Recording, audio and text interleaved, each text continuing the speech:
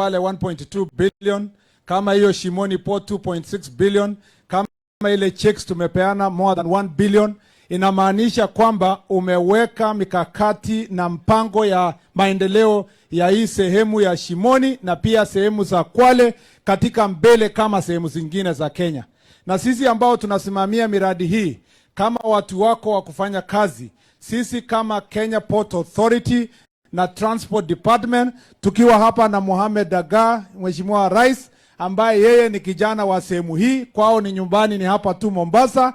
Sisi tumeshikana pamoja, tutahakikisha tutasukuma huyu contractor afanye chini ya miaka 2, Your Excellency, hili Shimoni Port iweze ikaisha. Nasema poti mwaka moja, Mheshimiwa Rais, ni chini ya miaka 2. Kwa hivyo nimekubali kwamba ni mwaka moja.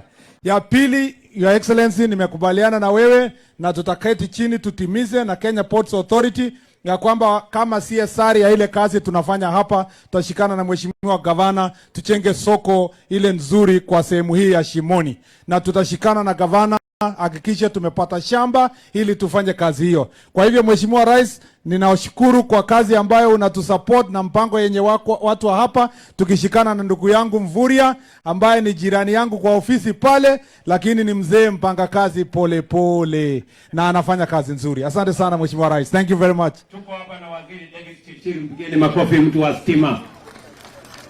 Na tumekuja hapa Wasini ngambo hiyo na Mkwiro kwa sababu hawajawahi kupata stima dangu Yesu aunde dunia hii, lakini tumewapatia leo, si ndio? So wale sasa wako na stima, mnaweza kuhamia ngambo hiyo. Sasa iko stima, hakuna problem. Na tumeshukuru waziri na watu wake, PS wake na wale wengine wote.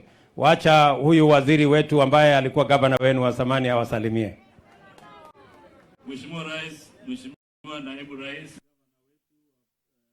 mawaziri, wabunge, MCAs, wananchi wa Shimoni, asalamu alaykum.